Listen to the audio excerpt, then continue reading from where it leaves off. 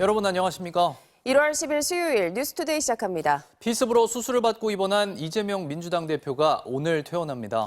때마침 당내 비주류 모임 원칙과 상식이 오늘 탈당을, 내일은 이낙연 전 대표가 거취를 발표할 전망인데요. 이 대표 첫 일성이 주목됩니다. 김정우 기자입니다.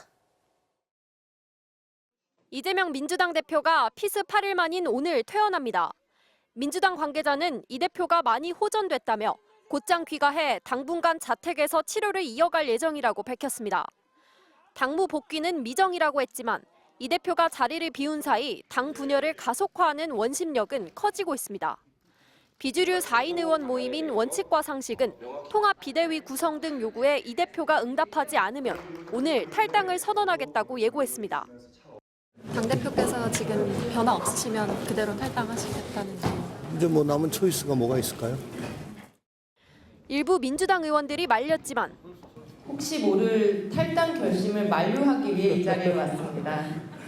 민주당 안에서 함께 그 좋은 정치 만들어 갔으면 합니다. 내일 탈당 선언이 예정된 이낙연 전 대표는 오히려 탈당파들을 치켜 세우며 손을 내밀었습니다. 이 국면 그리고 향후의 대한민국 정치를 위해서 저는 기꺼이 조홍천 의원의 지도를 받기로 결심했습니다. 이 전 대표는 결별이 임박한 민주당을 향해 의원 44%가 전과자라며 도덕성을 잃었다고 비난하기도 했습니다. 그러나 대부분 민주화운동 전력 때문이란 반발이 당내에서 터져나왔습니다. 민주화운동, 노동운동의 그런 많은 희생의 대가로 여기까지 온 건 아니겠습니까? 꽃길만 걸어오신 분이에요. 실제로 경실련은 지난해 7월 기준 민주당 의원 중 일반 범죄 전과자는 16%, 국민의힘은 19%라고 밝혔습니다. 논란이 커지자 이낙연 전 대표는 예나 지금이나 민주화 영웅들의 희생을 높이 평가한다며 사과했습니다. MBC 뉴스 김정우입니다. 이재명 대표 살인미수 혐의를 받는 피의자 김모 씨의 신상을 경찰이 공개하지 않기로 했습니다. 비공개 이유도 밝히지 않았는데요. 최종 수사 결과는 오늘 발표할 예정입니다. 김연아 기자입니다. 부산경찰청에서 열린 신상정보공개심의위원회에는 총경 이상급 경찰과 외부위원 등 모두 7명이 참석했습니다. 약 1시간가량 찬반 토론이 이어졌는데 결론은 비공개였습니다. 그런데 비공개를 한 이유도 비공개라는 단서가 붙었습니다. 또 위원 명단은 물론 찬반 비율도 공개하지 않았습니다. 비공개 이유를 밝히지 않은 것에 대한 규칙이나 전례가 없지만 경찰은 위원회에서 그렇게 정했다고 말했습니다. 전부 비공개로 한다고 했고 비공개 사유도 비공개다. 이렇게 다. 앞서 경찰은 피의자의 정당 가입 여부에 대해서도 처음엔 검찰과 공개 여부를 협의 중이라고 말했다가 이후 비공개하겠다고 했습니다. 관련 법이 있기 때문에 그 법에 의하면 사실은 공개가 저희 마음대로 임의로 할 수가 없는 그런 내용이라고. 살인미수 방조 혐의로 긴급 체포됐던 70대 남성은 하루 만에 석방됐습니다. 범행 동기 등이 담긴 문서를 특정인에게 우편으로 보내기로 약속했고 범행을 알고도 말리지 않은 혐의를 받고 있지만 고령에다 범행 가담 정도가 경미하고 혐의 입증이 충분해 풀려난 겁니다. 부산경찰청 수사본부는 오늘 김 씨를 검찰에 송치하고 브리핑을 통해 최종 수사 결과를 발표할 예정입니다. MBC 뉴스 김윤아입니다. 12구 이태원 참사 특별법이 야당들만 투표에 참여한 가운데 국회를 통과했습니다.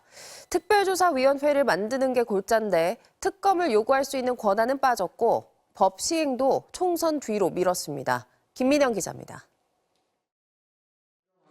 이태원 참사 특별법이 국회 본회의를 통과했습니다. 재적의원 298명 중 거의 야당 의원인 177명이 투표해 만장일치로 가결됐습니다.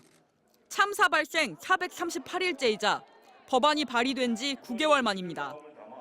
야사당이 발의한 법안이 아니라 김진표 국회의장이 내놓은 중재안의 취지가 대폭 반영된 수정안이 통과됐습니다. 참사 진상규명을 위한 특별조사위원회를 설치하고 조사위원은 11명 가운데 여야가 4명씩 추천합니다. 나머지 3명은 유가족 대신 국회의장이 관련 단체와 상의해 3명을 추천하도록 규정됐습니다. 원안에 들어있던 특검 요구 권한은 삭제됐고 법 시행도 총선인 4월 10일 뒤로 미뤘습니다. 윤석열 대통령의 거부권 행사 위험을 최소화하기 위해서 민주당은 뼈를 깎는 심정으로 이러한 수정안을 제출하게 되었음을 이해해 주셨으면 합니다. 민주당은 피해자 지원 위주의 독자 법안을 발의하며 맞선 국민의힘과 본회의 직전까지 협상했지만 합의는 이루어지지 않았습니다. 표결 직전 퇴장한 여당은 회의장 밖에서 규탄 집회를 열었습니다. 재난의 정쟁화 즉각 중단하라. 재난을 정쟁화하고 사회적 갈등을 증폭시키기 위한 정략적인 의도가 깔린 이태원 특별법을 단독으로 통과시킨 것은 대한민국의 안전이 아니라 정쟁과 갈등을 선택한 것이나 다름없습니다. 야당들은 대통령실을 향해 이번만은 거부권을 행사하지 말아달라고 목소리를 높였습니다. 대통령실은 여야 합의 없는 일방적 강행 처리에 유감스럽게 생각한다며 법안이 정부로 이송되면 당과 부처 의견을 종합해서 입장을 말씀드리겠다고 밝혔습니다. MBC 뉴스 김민영입니다.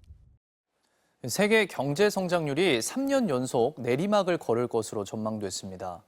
높은 금리가 오래 유지된 데다 전쟁 같은 지정학적 위험이 커진 게 원인으로 꼽힙니다. 뉴욕에서 강나림 특파원입니다.